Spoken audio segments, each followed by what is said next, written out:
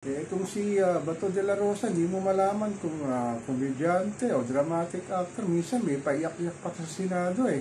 Alam naman natin na wala rin pong ginawang mabuti sa kanyang pagupo na 6 na taon sa Senado. Bakit pa natin ito i-re-elect para sa midterm, para sa Senate sa 2025? Sangkot ito sa malawakang drug on war na sinasabi ang siyang may pakana sa utos ni Digong na pagpapatay ng mga sangkot sa droga at kalaunin nga nagkaroon nga ng maraming collateral damage. Iboboto ba natin ito?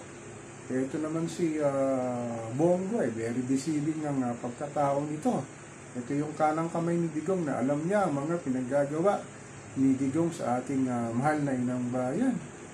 Bata nito si Christopher Lau isa sa mga nakasuhan sa COVID-19 pandemic, sa mga sinasabing overprices ng face mask, face shield at ang mga ginamit na sinasabing mga gamit sa pandemic na alam naman natin na bilang piso ang nilaan nila dito at kinurakot ng kanilang administrasyon lalo na sa pangunguna at basbas ni Digong Duterte.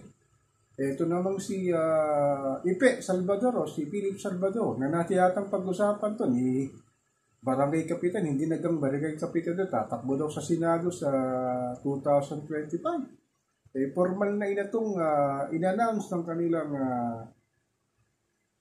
PDP sa pamumuno ng kanilang manager na si Robin Padilla ang sinasabing tatlo sa kanilang lineup para sa 2025 election.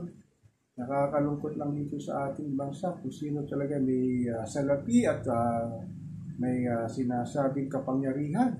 Itong sinasabing dalawa na si Bongo at si Bato de la Rosa ay nagkamal din ng salapi sa kanilang pagupo sa Senado, sa kanilang mga pork barrel at pagiging malapit nga kay Digong Duterte, lalo na sa usapin ng Pogo na lumutang din na protector ito si Bato de la Rosa sa mga illegal na gawain ng Pogo dito sa ating bansa. Sigurado may connect dito si Bongo. Alam naman natin na sanggang dikit nilang pamilya Duterte.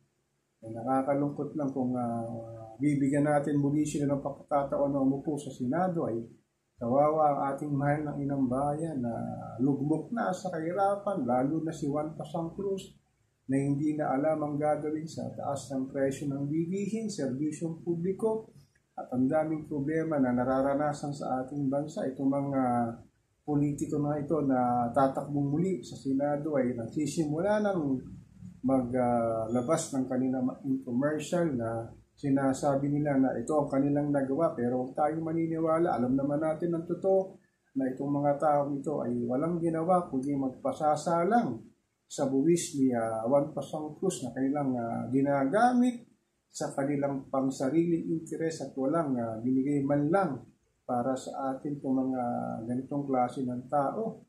So sana matuto talaga tayo na bumoto sa taong karapat-dapat, hindi ito sa mga taong nagpapakita na ng gilas pero ang katotohanan talaga ay walang ginawa para makabuti sa ating bayan. Ngayong magsisimula na naman ang kampanya, ito talaga pangangako na naman ng langit at lupa para di umano ay tutulong lalo na sa mga mahihirap. Sana naman huwag tayong maniniwala dito sa mga sinasabi ng mga kakandidato muli sa Senado na katulad ni Bato de la Rosa, ni Bongo, at huwag na natin pag-usapan si Ipe. Wala naman ding alam ito sa pagiging politiko. Sigurado ako na katulad lang dito ni Robin Padilla na wala rin ginawa na maganda sa Senado at puro lang din na pagsasabi ng maling impormasyon para sa kanyang pansarili lang kapakanan.